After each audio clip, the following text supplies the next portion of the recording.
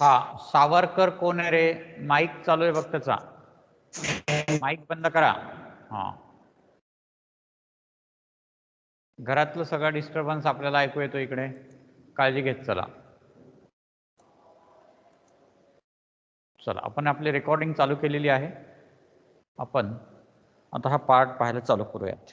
पहा काय काय पाहिलंय आपण. काल परीक्षा दिली सर्वांनी? हो. ओके. परीक्षेमध्ये हो तुम्हाला सर. काही अडचण आली का? No sir. नाही. ओके. पहा तसंही पण आता फार कमी अडचणी येतात, ते 2-4 अडचणी येतातच आहे कुणा ना कुणातरी मुलांना. टोटल आपले 1000 विद्यार्थी आहेत परीक्षा देणारे, त्यामध्ये 1-2-4 जणांना अडचणी दरवेळेस येतात. तर तुम्हाला लॉगिंगच्या संदर्भामध्ये जेव्हा केव्हा अडचणी येतील त्या आदल्या दिवशी सॉल्व्ह करत चला. रविवारी परीक्षा 11 वाजता मला काल काही जणांचे फोन आले की सर मी आणखीन एकही परीक्षा दिली नाही आहे. मी म्हणलं तिसरी परीक्षा ही तुम्ही कसं काय नाही दिली? नाही ते ॲपच मी डाउनलोड करून घेतलं नाही असं नाही. हा फोन किती वाजता आला? 10:40 आला आणि 11ला परीक्षा. मग माझी जरा गडबड होते. आपली जी टेक्निकल टीम आहे त्यांना फोन करून सांगावं लागते, कारण ते तुमचे फोन उचलत नाहीत, ते फक्त तुमच्या मेसेजेसला रिप्लाय देतात. त्यांना आपण मेसेज टाकताना सुद्धा तुम्हाला तसंच टाकत असतो की या लोकांना तुम्ही मेसेज करा. ते कधीच फोन उचलू शकत नाहीत, कारण की त्यांच्याकडे येणारी फोनची संख्या एवढी जास्त असते की त्यांनी ते बंद करून ठेवलेलं असतं आणि ते अपेक्षित पण नाही.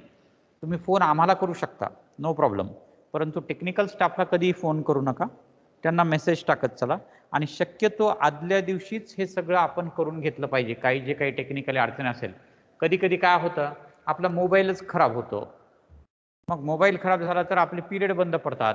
मग आज समजा आपला मोबाईल 4 वाजता बंद पडला, तर आज 4 वाजताच तुम्ही ती प्रोसेस चालू करायची. उद्या सकाळचे पिरियड आपले चालू झाले पाहिजे, उद्याची परीक्षा असेल तर आपलं कळालं पाहिजे. आता परीक्षेच्या संदर्भात तुम्हाला सगळी आयडिया आली आहे की जे आपलं दयानंद ॲप आहे, या ॲपवर तुम्हाला परीक्षेची सूचना येत असते. म्हणजे कशी येते सूचना की परीक्षेला 12 तास बाकी आहेत, परीक्षेला 10 तास बाकी आहेत, 3 तास बाकी आहेत, अशी सूचना तुम्हाला त्या ठिकाणी ॲपवर येते. ज्या क्षणाला आम्ही पेपर लोड करतो त्याच्यावर, ज्या क्षणाला पेपर लोड करतो आणि टायमिंग ठरवतो, तुमच्या परीक्षेचे टायमिंग शक्यतो आम्ही बदलणार नाही आहोत, शक्यतो. पण असं नाही की बदलणारच नाही म्हणजे असं नाही, बदलू शकतात.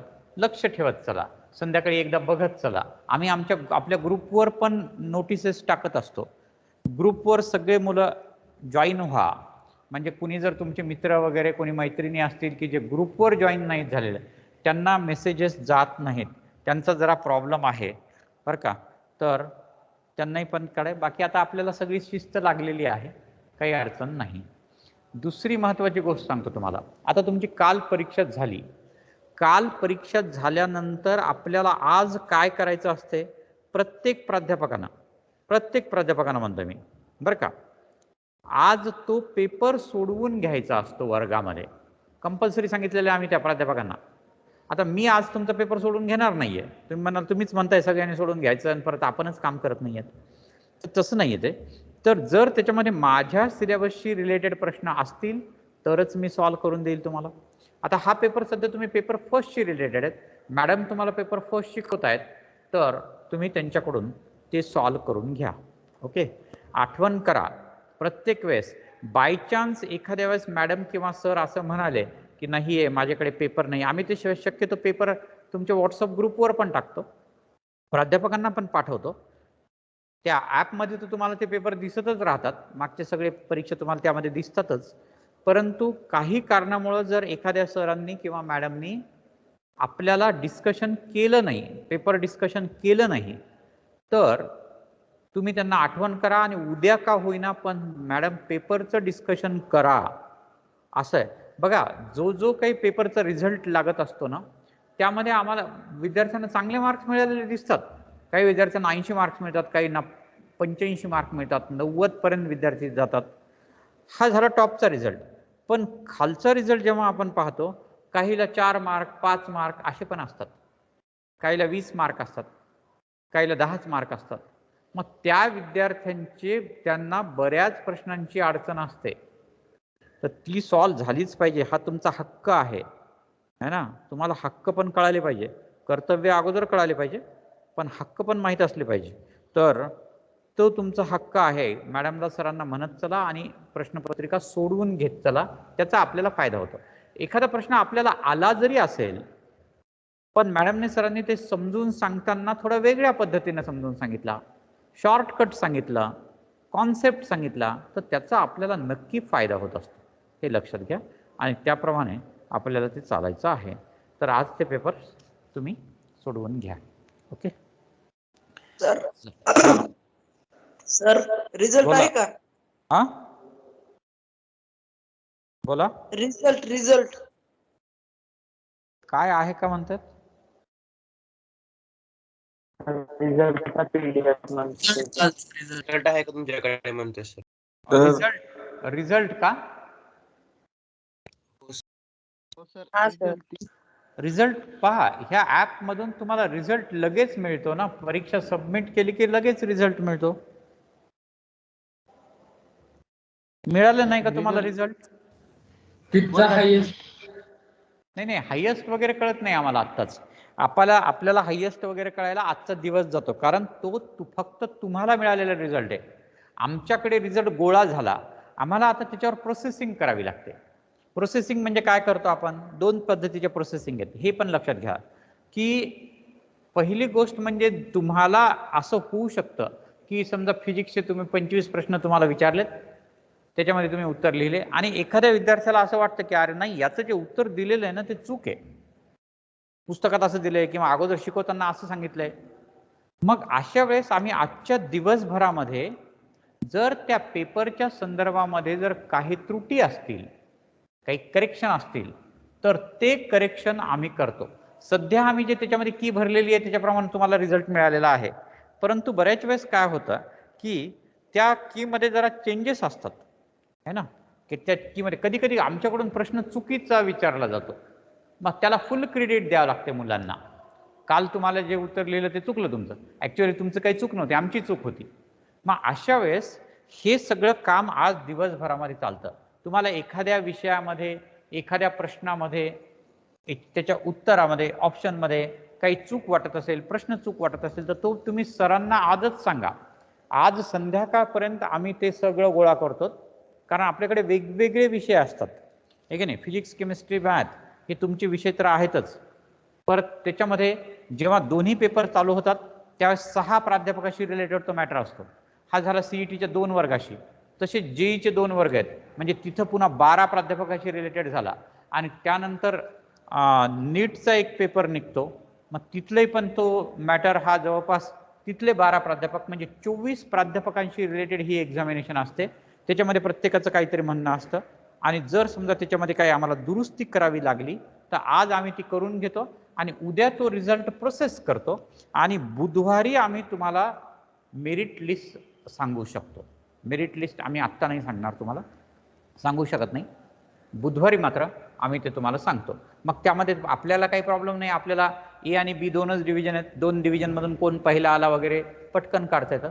पण नीटसाठी 6 डिव्हिजन्स आहेत आणि 6 डिव्हिजनमधून मग कोण पहिला आहे, कारण त्या 6 डिव्हिजनला सारखाच पेपर असतो.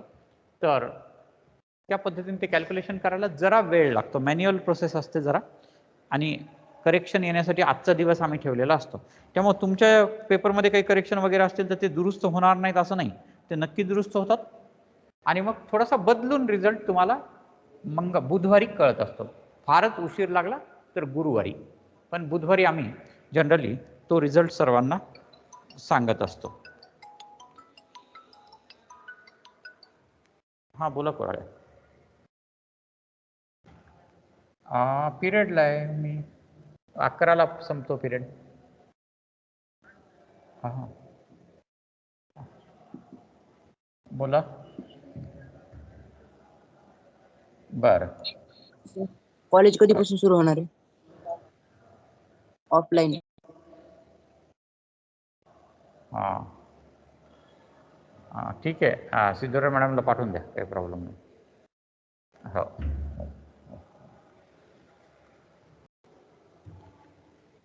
आपण कालच्या पिरियडमध्ये ओहम्स लॉ पाहिला होता. आणि मग 1 Sir. ओहम. हा बोला ऑफलाईन कॉलेज कॉलेज ऑफलाईन कधी सुरू होणार आहे? बोला, काही अडचण आहे?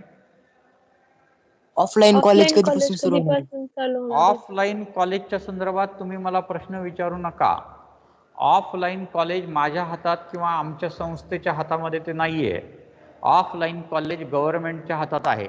ज्या तालुक्यामध्ये कोरोनाचा संसर्ग शून्य झालेला आहे अशा तालुक्यामध्ये त्यांनी ऑफलाईन कॉलेजेस किंवा शाळा 8वी 9वी 10वी 11वी 12वी अशा 4-5 वर्ग सुरू केलेले आहेत. परंतु आपल्याकडे मात्र असं नाही आहे. त्याच्यामुळे आत्ता सध्या तर काही ऑफलाईन वगैरे आपला असणार नाही आहे. आणि ज्यावेळेस ते ऑफलाईनचे आदेश आम्हाला येतील आम्ही कमीत कमी 8 दिवस अगोदर तरी तुम्हाला सांगू की या तारखेपासून आपलं ऑफलाईन कॉलेज सुरू होणार आहे. होईल अशी आशा आहे की काही दिवसामध्ये होईल नक्की, परंतु सध्या तर काही नाही. 15 तारखेपासून म्हणायलेत की. हा बोला. 15 तारखेपासून म्हणायलेत की. नाही, 15 तारखेपासून ऑफलाईन कॉलेजेस त्या ठिकाणी चालू होणार आहे ज्या ठिकाणी कोरोनाचा प्रादुर्भाव शून्य झालेला आहे. असे काही तालुके ते निवडतायत, कारण त्या तालुक्यामध्ये जरी माणूस आज निघाला चेकिंगमध्ये कोरोना पॉझिटिव्ह, तर तो खूप जणांना पॉझिटिव्ह करू शकतो. आणि मुलं काहीच ऐकत नाहीत. मुलं लहानच असतात, 8वी 9वीचे मुलं. तुम्ही पण लहानच आहात. मग इथं बसताना एका बेंचवर दोघं बसणे, गप्पा मारणे, इंटरव्हलमध्ये मिळून डब्बा खाणे, असे कार्यक्रम सगळे चालत असतात. तर त्यामुळं गव्हर्नमेंटला त्याचा विचार करावा लागेल. ते करतंय गव्हर्नमेंट, तर तुम्ही त्याची काळजी करू नका. सुदैवानं थोड्या दिवसामध्ये ऑफलाईन नक्की सुरू होईल अशी आम्हाला आशा आहे. परंतु आज आपल्याला तशा प्रकारची कोणती हा बोला. ठीक आहे, चला पहा. तर आपण आपल्या सिलेबसकडे येऊयात. तर लक्षात घ्या, मागच्या काही पिरियडमध्ये आपण इलेक्ट्रिक करंट थ्रू कंडक्टर या संदर्भामध्ये माहिती पाहत होतो.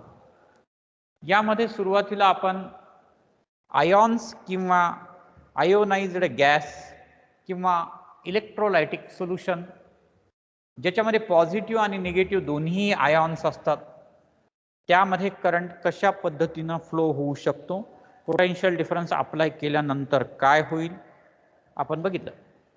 परंतु आपला इंटरेस्ट सगळ्या कंडक्टरमध्ये आहे. मग कंडक्टरमध्ये कशा प्रकारे करंट फ्लो होईल, तर त्या ठिकाणी फक्त असतात इलेक्ट्रॉन्स. पोटेन्शियल डिफरन्स अप्लाय केलं की हे सगळे इलेक्ट्रॉन फ्लो व्हायला लागतात. जेव्हा इलेक्ट्रॉन फ्लो होतात त्यावेळेस त्याच्या विरुद्ध दिशेनं पॉझिटिव्ह चार्ज फ्लो होतोय किंवा त्याच्या विरुद्ध दिशेनं करंट फ्लो होतो, असं आपण त्या ठिकाणी म्हणतो. ओके. मग आता ज्यावेळेस आपण त्या ठिकाणी असं म्हणतो की इथून करंट फ्लो होतो, त्यावेळेस त्या ठिकाणी current is equal to rate of flow of charge dq by dt किंवा q बाय t असं आपण कुलम पर सेकंद म्हणजेच अँपियर असं आपण त्या करंटला मोजतो. मग हे ज्यावेळेस इलेक्ट्रॉन फ्लो होतात, करंट फ्लो होतो, मग त्या ठिकाणी त्या फ्लो ऑफ करंटला अपोजिशन पण असतं. मग ते जे काही अपोजिशन आहे त्यामुळं त्या ठिकाणी आपण त्याचा रेजिस्टन्स गृहीत धरलेला आहे. Opposition to the flow of charge or current is called as resistance of the conductor. मग हा रेजिस्टन्स कशावर अवलंबून असतो? तो मटेरियलवर अवलंबून असतो, तो फिजिकल पॅरामीटर्स जसं की एरिया ऑफ क्रॉस सेक्शन आहे, लेंथ आहे, त्यावर अवलंबून असतो.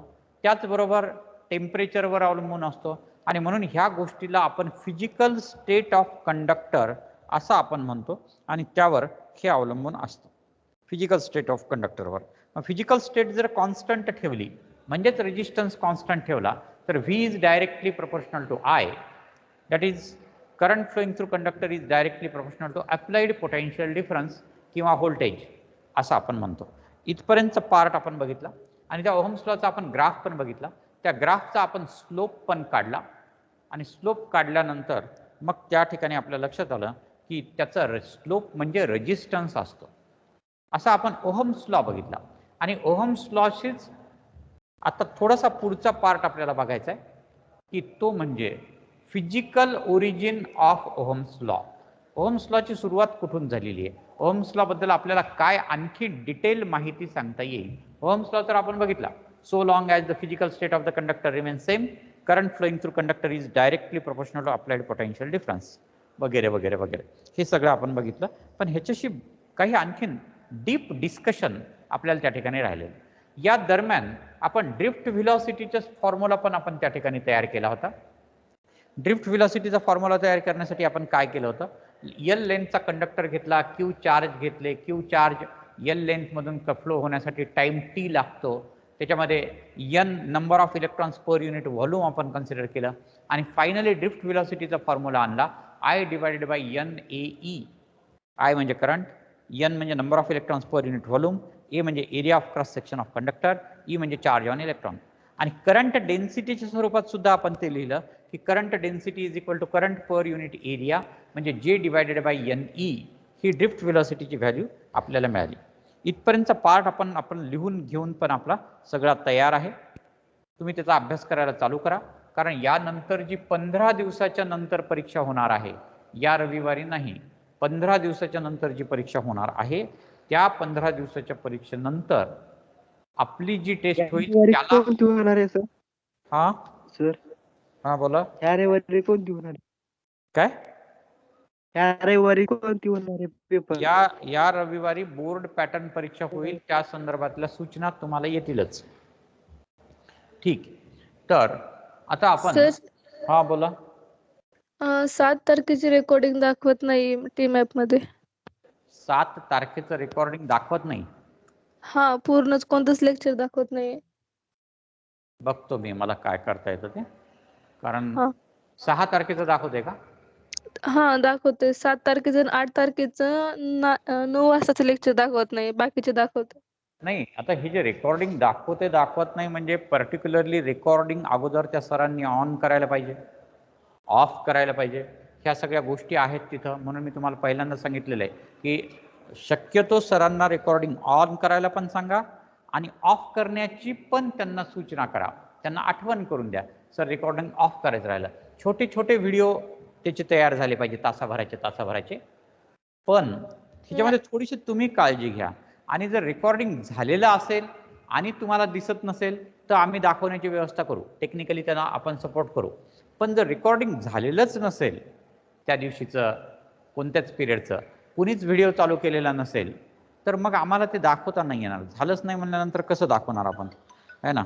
असं थोडासा प्रॉब्लेम आपल्याला आहे. फक्त तिथे रेकॉर्डिंग स्टार्टेड एवढंच दाखवते.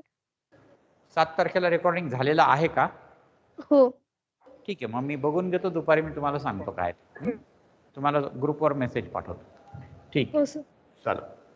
आणि हे पण लक्षात घ्या की हे रेकॉर्डिंग फक्त 21 दिवस राहतात, है ना. थोड्याच दिवसामध्ये आम्ही तुम्हाला आपल्या तुमचं जे एक्झामिनेशनचं ॲप आहे त्या एक्झामिनेशनच्या ॲपमध्ये आम्ही काही रेकॉर्डेड व्हिडिओ पाठवणार आहोत. आणखीन काही टॉपिक संपू द्या, म्हणजे मग त्याचे रेकॉर्डेड व्हिडिओ ज्याच्यामध्ये एका टॉपिकवर 2 तास एवढंच फक्त रेकॉर्डिंग केलेलं आहे आणि त्या टॉपिकचं रिव्हिजन आपण केलेलं आहे. तसे रिव्हिजन आपण त्या ठिकाणी तुम्हाला पाठवू नंतर. सध्या हे बघत चला. फक्त फार वेळ बघायची गरज नसते हे व्हिडिओज, कारण याच्यात खूप वेळ जातो तुमचा. जेवढा पार्ट तुम्हाला कळालेला नाही आहे तेवढाच फक्त परत परत तुम्ही ऐकू शकता. ठीक आहे. Physical origin of Ohm's law आपल्याला पाहायचं आहे. ओके. आता तुम्ही इथं लक्षात घ्या, समजा एखादा पार्टिकल आहे, हा चार्ज पार्टिकल असेल, साधा पार्टिकल असेल, काही असेल, याची या डायरेक्शननं व्हेलॉसिटी आहे आणि ही व्हेलॉसिटी चेंज होते विथ रिस्पेक्ट टू टाइम. ही व्हेलॉसिटी चेंज होते, तर त्याला आपण ॲक्सेलरेशन ऑफ पार्टिकल असं आपण म्हणतो. हे आपल्याला माहिती आहे. Rate of change of velocity of the particle or object is called as acceleration of the particle किंवा ऑब्जेक्ट. आता ज्या पार्टिकलला मास m आहे आणि त्याचा ॲक्सेलरेशन a आहे, याचा अर्थ त्याच्यावर फोर्स ॲक्ट होतो. That force is equal to mass into acceleration is equal to m into v divided by t. ma किंवा m into v divided by t. या mv ला आपण मोमेंटम असं सुद्धा म्हणतो, त्याला आपण p म्हणतो, मोमेंटम डिवायडेड बाय t. आणि rate of change of momentum is nothing but the applied force and it is in the direction of applied force. असं न्यूटनचा एक लॉ पण आहे, तो याच इक्वेशनवर तयार होतो. हे इक्वेशन आपल्याला माहित येतं. ओके, आता लक्षात घ्या. आता मी या ठिकाणी काय करतो, इथे एक कंडक्टर काढतो नेहमीसारखा, जो फ्लो ऑफ करंटला विरोध, फ्लो ऑफ इलेक्ट्रॉनला विरोध करणार आहे, परंतु त्याला आपण या ठिकाणी पोटेन्शियल डिफरन्स अप्लाय करू. आणि पोटेन्शियल डिफरन्स अप्लाय केल्यानंतर इथं इलेक्ट्रिक फील्ड तयार होईल, इलेक्ट्रिक इंटेन्सिटी तयार होईल या दिशेनं. आणि हा जो काही चार्ज पार्टिकल असेल ज्याचा प्लस क्यू चार्ज आहे, तो व्ही ह्या व्हेलॉसिटीनं फील्डच्या दिशेनं जायला लागेल, फील्डच्या दिशेनं. हे इलेक्ट्रिक फील्ड म्हणजे काय असतं याच्याकडे नीट लक्षात घ्या. इलेक्ट्रिक फील्ड इथं दाखवलंय की या ठिकाणी पॉझिटिव्ह चार्ज किंवा positive terminal of the cell, या ठिकाणी negative terminal of the cell लावलेलं आहे. त्यामुळे हे negative terminal of the cell positive चार्जला त्याच्या बाजूला ओढून घेतं. त्याचं कारण या ठिकाणी या कंडक्टरला फील्ड अप्लाय झालेलं आहे, त्या ठिकाणी इलेक्ट्रिक फील्ड आहे असं आपण त्या ठिकाणी सांगतो. आणि हे जे काही इलेक्ट्रिक फील्ड त्या ठिकाणी अप्लाय झालेलं आहे, त्यामुळं हा चार्ज पार्टिकल हा त्या डायरेक्शनला मूव्ह होतो. चार्ज पार्टिकलला व्हेलॉसिटी असेल, त्याचबरोबर जेव्हा तो फील्डमध्ये अट्रॅक्ट होतो तेव्हा त्याला ॲक्सेलरेशन असतं, त्याच्यावर फोर्स असतो. ॲक्सेलरेशन पण आहे, फोर्स पण त्या ठिकाणी आहे. आणि त्या फोर्सनं तो चार्ज पार्टिकल हा त्या बाजूला ॲक्सेलरेट झालेला आहे. फोर्स आणि ॲक्सेलरेशनचे न्यूटन्स लॉच्या संदर्भातले इक्वेशन्स आपण वर लिहिलेले आहेत. पण इथं तुम्हाला हे माहीत असू द्या की force on charge particle is equal to electric field intensity multiplied by charge. हे जे रिलेशन मी या ठिकाणी लिहिलेलं आहे हे फोर्सचंच रिलेशन आहे, परंतु हे रिलेशन तुम्ही या अगोदर शिकलेलं नाही, हे माहीत असू द्या. Intensity is equal to force per unit charge, म्हणजेच force is equal to electric intensity, electric field strength multiplied by charge, असं रिलेशन आपण त्या ठिकाणी अप्लाय करू. आपल्याला माहीत आहे, हे माहीत असू द्या तुम्हाला. हे रिलेशन तुम्ही पाठ करून टाका. आपला मागचा एक टॉपिक आहे त्याचं नाव आहे इलेक्ट्रोस्टॅटिक्स, आणि त्या इलेक्ट्रोस्टॅटिक्समध्ये हे रिलेशन आपल्याला शिकायचं आहे. अर्थात जसं मी आत्ता शिकवायलोय तसंच तिथं शिकायचं आहे, वेगळं काही नाही. त्याचं प्रूफ नाही आहे, म्हणजे तिथे पण पाठ ठेवायचं आहे, इथे पण तुम्हाला पाठ ठेवायचं आहे, त्याचं प्रूफ नाही आहे. तर हे जे काय आहे त्या चार्ज पार्टिकलवर किती फोर्स अप्लाय होतो, कारण की या पूर्ण रिजनमध्ये त्याच्यावर फील्ड तयार झालेलं आहे. पूर्ण रिजनमध्ये कुठेही चार्ज असेल तरी तो या निगेटिव्ह चार्जकडे अट्रॅक्ट होतो पूर्ण रिजनमध्ये. म्हणजे त्या पूर्ण रिजनमध्ये एक फील्ड आहे, जसं आपण अर्थ्स ग्रॅव्हिटेशनल फील्ड असं म्हणतो. अर्थ ग्रॅव्हिटेशनल फील्ड हे पूर्ण रिजनमध्ये असतं, म्हणजे कुठेही आपण उभे आहोत आणि एखादा ऑब्जेक्ट जर आपण वरतून सोडला की सरळ तो खाली येतो. आवाज क्लिअर येणं झालाय. हा बोला. येतोय सर. हॅलो, आवाज क्लिअर नाही. मला तुमचा आवाज नीट येत नाहीये. तुम्हाला मी बोललेलं ऐकू येतंय का? सर हो सर. हो सर. तुमची काही अडचण आहे का? नाही सर. हा, मला काहीतरी आवाज आला. आपले माईक बंद करत चला, माईक बंद ठेवा, है ना. घरचं तुमचं डिस्टर्बन्स इकडे येतो. ठीक आहे, तर लक्षात आलं तुमच्या की ज्या पद्धतीने आपण या ठिकाणी त्याला इलेक्ट्रिक पोटेन्शियल डिफरन्स अप्लाय करतो, व्होल्टेज अप्लाय करतो, हे व्होल्टेज काय करतं, या पूर्ण रिजनमध्ये फील्ड तयार करतं, इलेक्ट्रिक फील्ड तयार करतं. आणि हे इलेक्ट्रिक फील्ड त्या चार्ज पार्टिकलवर फोर्स अप्लाय करतं, आणि त्या फोर्समुळं हे चार्ज पार्टिकल तिकडे येतात. आणि जेव्हा जेव्हा एखाद्या बॉडीवर फोर्स ऍक्ट होत असतो, नीट लक्षात घ्या, जेव्हा जेव्हा एखाद्या बॉडीवर फोर्स ऍक्ट होत असतो त्यावेळेस त्या बॉडीला ॲक्सेलरेशन असतं, त्या बॉडीला ॲक्सेलरेशन असतंच. Whenever there is a force there is always an acceleration.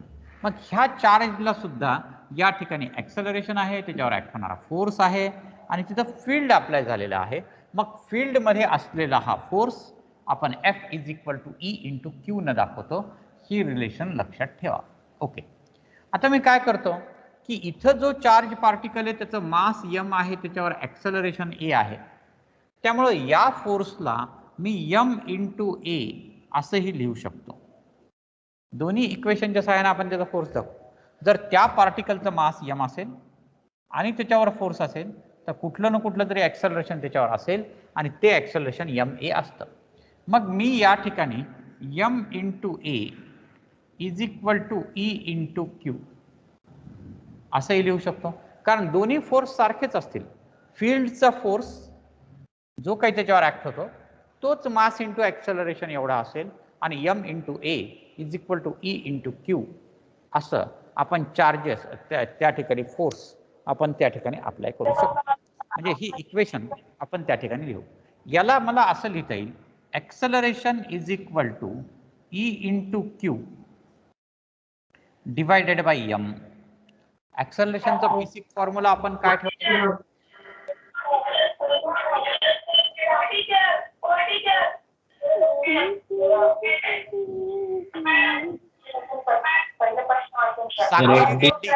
साक्षी रेड्डी तुमचा माईक चालू आहे, माईक बंद करा. किती डिस्टर्बन्स आहे वर्गामध्ये, काळजी घ्या थोडी. Sorry sir.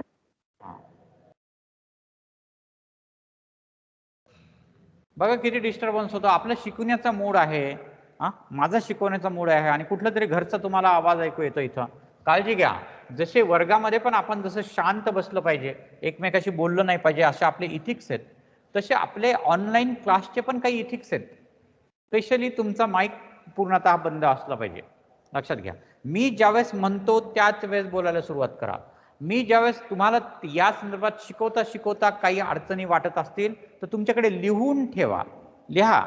मी संधी देणारच आहे तुम्हाला की आता काही तुमची अडचण असेल तर विचारा, असं मी तुम्हाला म्हणणारच आहे. त्यावेळेस तुमच्या अडचणी विचारा. ठीक आहे, तर मी या ठिकाणी हे ॲक्सेलरेशन म्हणजे E into Q divided by m असं या ठिकाणी लिहिलेलं आहे.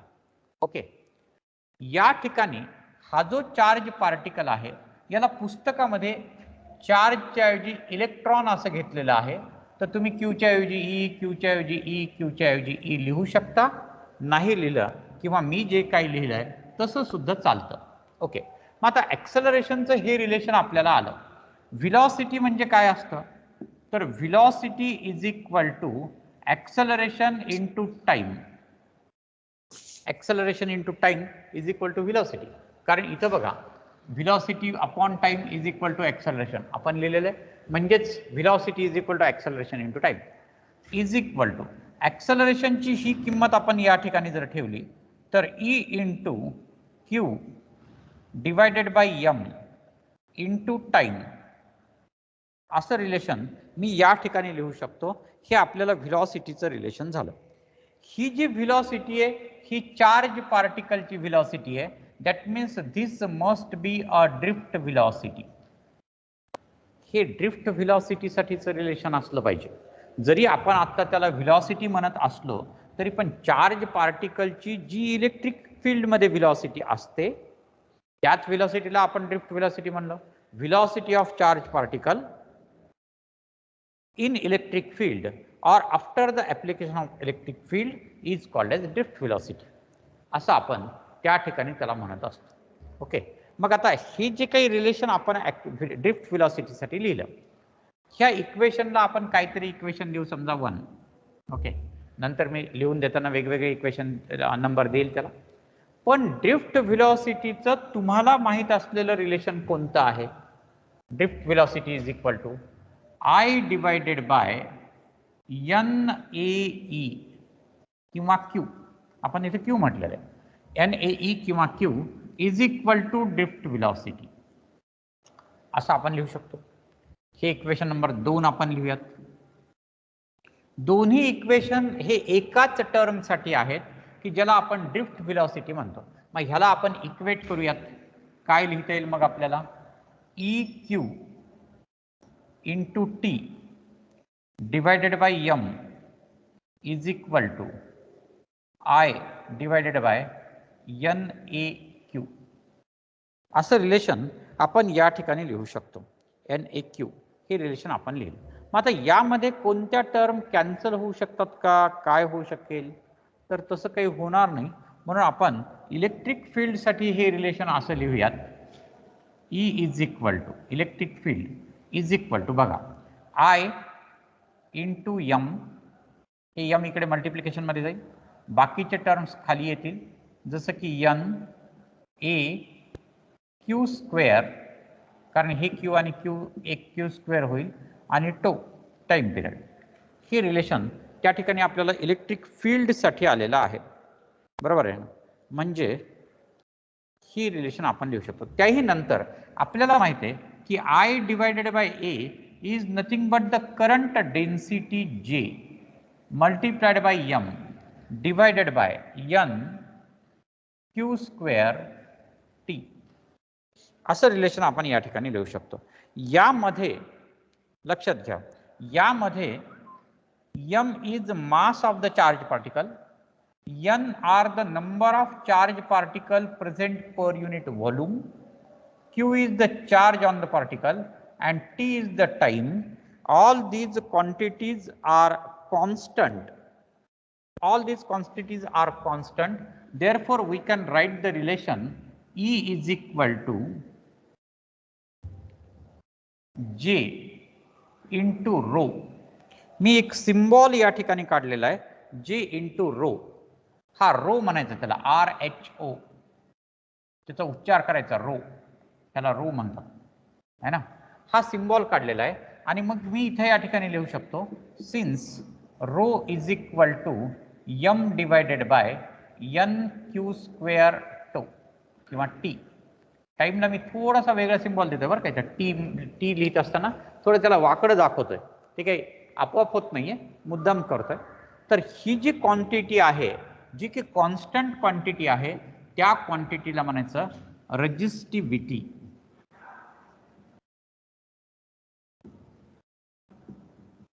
और स्पेसिफिक रेजिस्टन्स.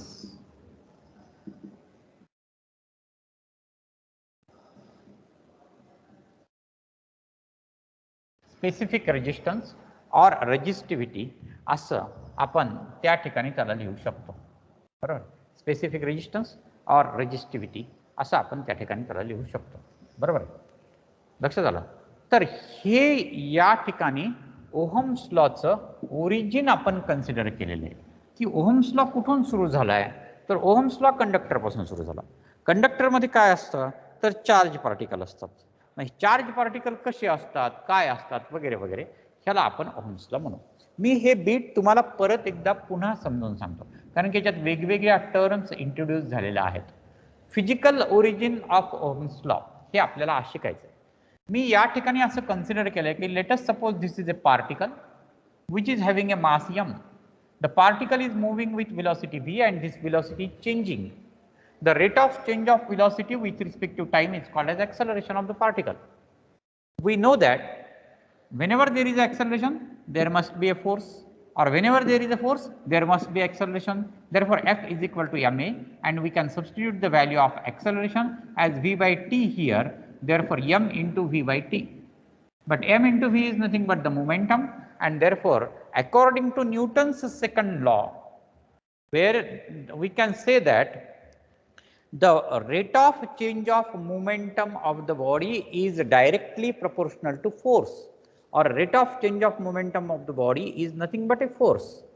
हे आपण पेपर फर्स्ट मध्ये शिकले, पण हा सगळा पार्ट आता आपल्याला करंट इलेक्ट्रिसिटी मध्ये अप्लाय करायचा आहे. Now consider a conductor in which there is a charge q, we can say. Instead of q, we can take charge E also. E is the charge on electron. Now, as the charge q is moving in this conductor, this is only because of electric field applied to the conductor. Why this electric field is produced here? Because we have applied the potential difference across the conductor, and this applied potential difference produces electric field inside the conductor. According to our previous concept, that is force on a charge particle is also equal to electric intensity multiplied by charge. Here we are considering the charge q. We can also consider the charge E also. This is the basic charge, and whatever may be the charge, force on the charge is equal to field into charge. But we know that force is equal to mass into acceleration. Both the forces are same, left hand sides are same, therefore we can equate the right hand side and find out the value of acceleration, which is equal to E into Q divided by M. Now we know that velocity of charge particle is equal to acceleration into time. Substitute the value of acceleration here, that is EQ by M into T.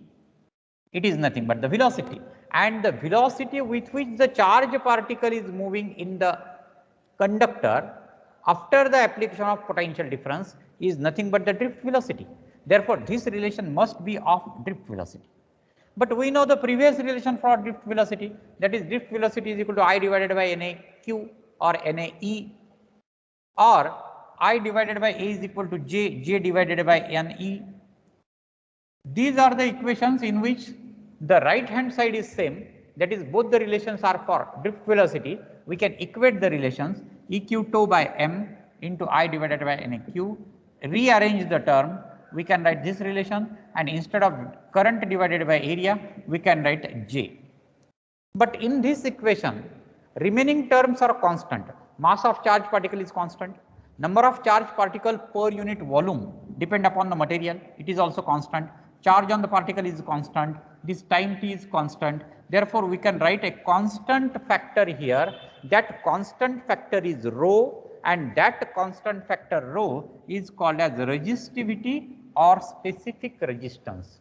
That means rho can be written as, rho is also equal to, we can write rho is also equal to E divided by J, or by keeping these values constant, we can write rho is equal to M divided by NQ square into tau. This is called as physical origin of Ohm's law. Now, one more term is important here, we have to explain it, that is time. Time आपण कोणता consider केलेला आहे इथं, हा जो time आपण consider केलेला आहे हा काही टोटल टाइम नाही.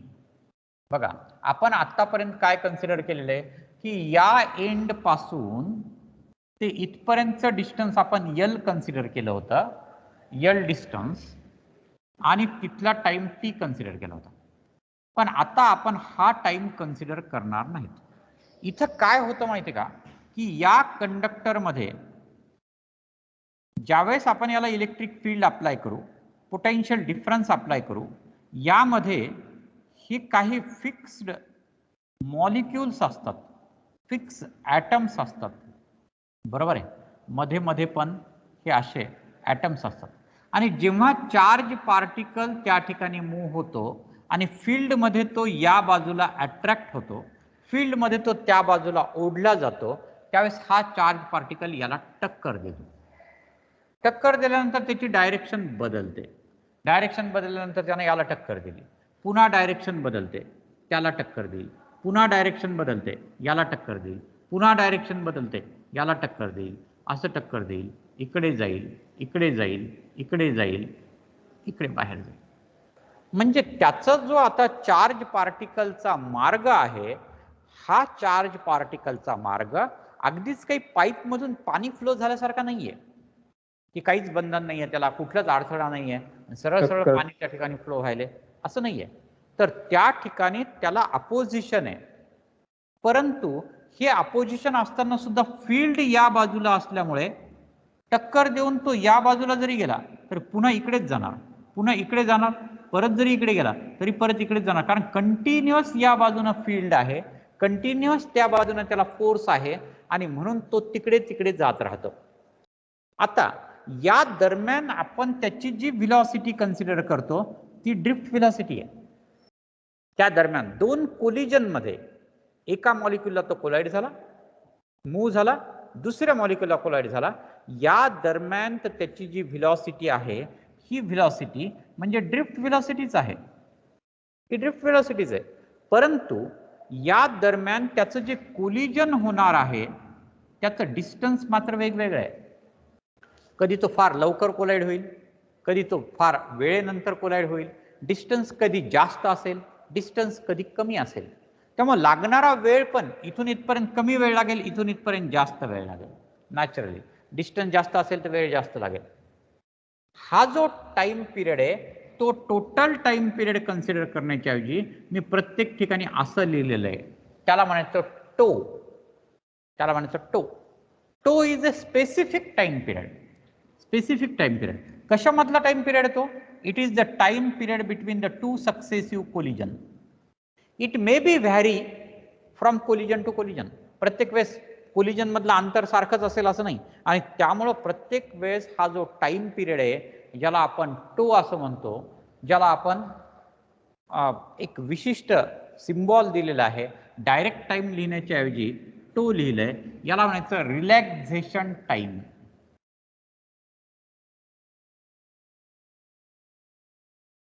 रिलॅक्झेशन टाइम असं म्हणतो. या दोन कोलिजन मध्ये जो वेळ आहे, दोन टक्कर होण्यामध्ये जो वेळ आहे, तो जो वेळ आहे त्या दरम्यान तो पार्टिकल रिलॅक्स असतो, मध्ये कोलिजन होत नाही, म्हणून त्याला रिलॅक्झेशन टाइम असं आपण म्हणतो. आणि म्हणून त्याला आपण वेगळा सिम्बॉल दिलेला आहे टो, रिलॅक्झेशन टाइम. पण ड्रिफ्ट व्हेलॉसिटीसाठी तोच टाइम पिरियड आपल्याला कन्सिडर करायचा आहे. म्हणून पूर्ण रिलेशन मध्ये टाइम पिरियड कन्सिडर करताना व्हेलॉसिटी, ऍक्सेलरेशन, टाइम आपण तसंच कन्सिडर केलंय, परंतु त्याला लिहिताना आपण टो असं लिहिलंय, which is not a total time to travel the distance equal to L length of the conductor, but it is the time between the two successive collision. It is the average time interval between the two successive collision that is called as relaxation time. It is called as relaxation time. हाँ, मी एक 11ला phone करतो. 11ला phone करतो. 11ला मी period मध्ये आहे. 11ला phone करतो. हो, हां. तर आता या ठिकाणी हा जो टाइम पिरियड आपण या ठिकाणी कन्सिडर केलेला आहे, it is the relaxation time. It is the average time between the two successive collision. Average time का घेत असतो आपण? कारण तो प्रत्येक वेळेस वेगवेगळा आहे.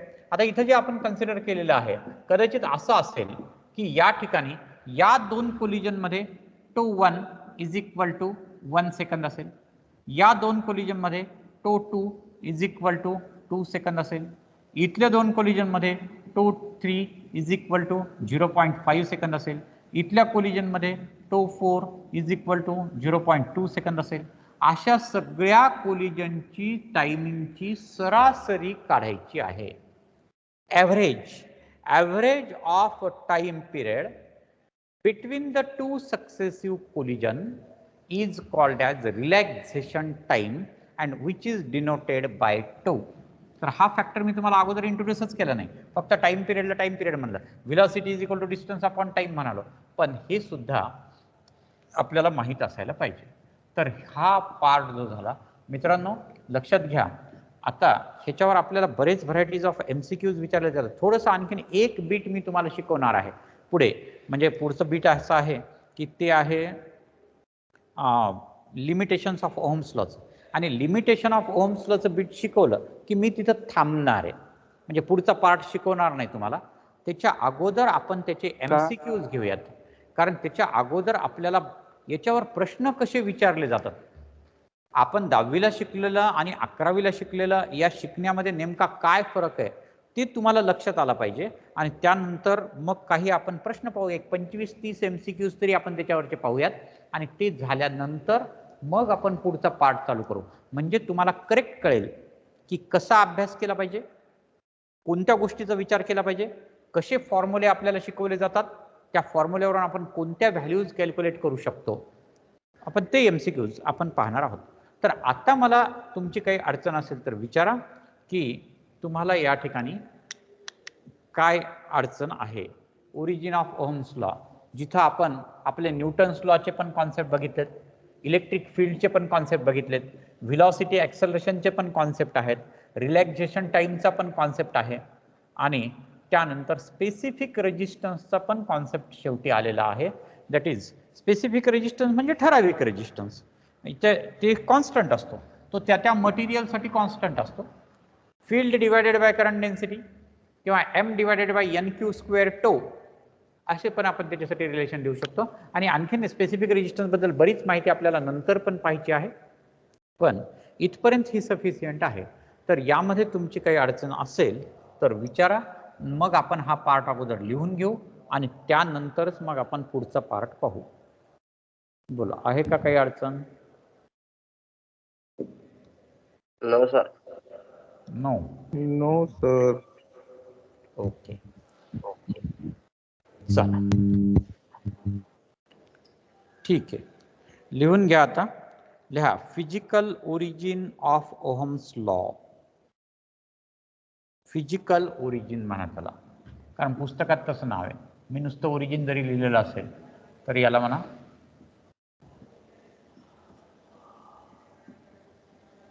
Physical origin of Ohm's law.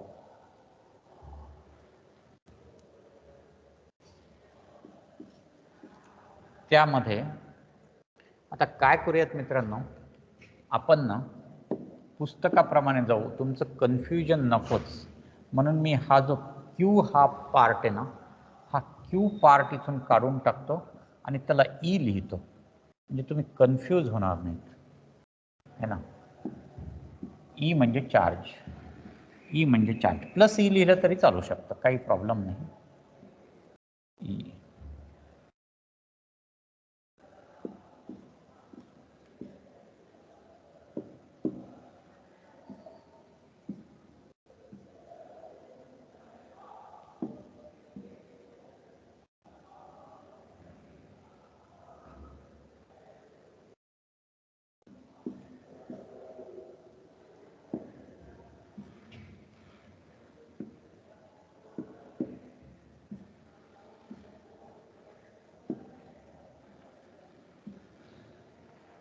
आणखी कुठं लिहायचं राहिलं का रे?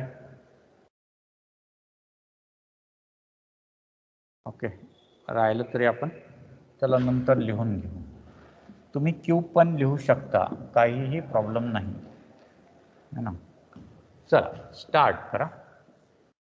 काही राहिलं असेल तर आपण नंतर पाहू. लिहा, consider a conductor, consider a conductor in which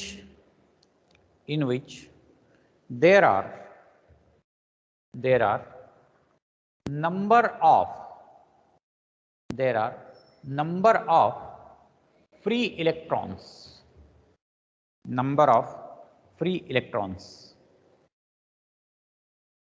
full stop. Let potential difference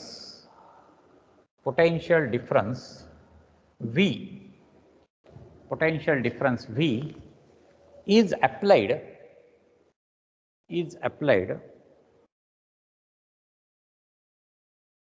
to the ends of conductor. Let potential difference V is applied to the ends of conductor.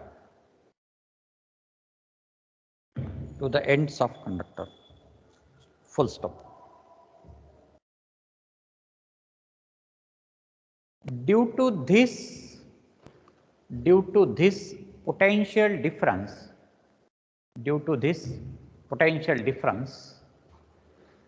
comma, an electric field bracket मधल्या capital E, an electric field E is developed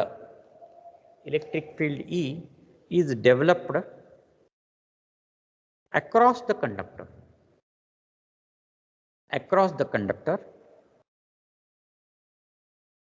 which accelerate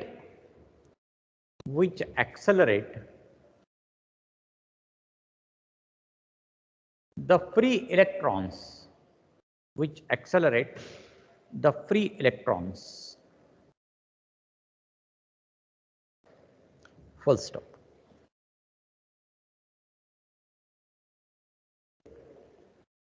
इथे ही diagram काढून घ्या.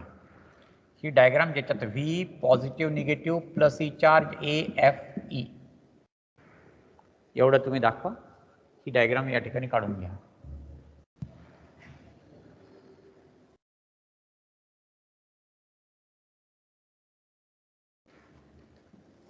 मी याला एक box केलेला आहे, त्या box मध्ये डायग्राम तेवढी काढा.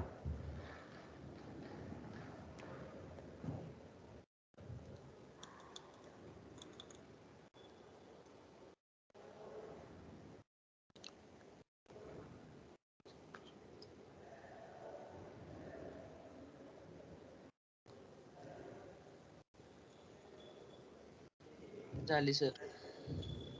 ओके, खाली लिहा. नाही सर. काढा, लवकर काढा, फास्ट काढा. आणि झाली सर. झाली नसेल तर पटकन स्क्रीनशॉट काढून घ्या, नंतर काढत बसा. खाली लिहा. Let m is the mass of each particle, each charge म्हणा, each charge. First, force on the charge particle. Force on the charge particle is लिहा F is equal to ma. F is equal to ma.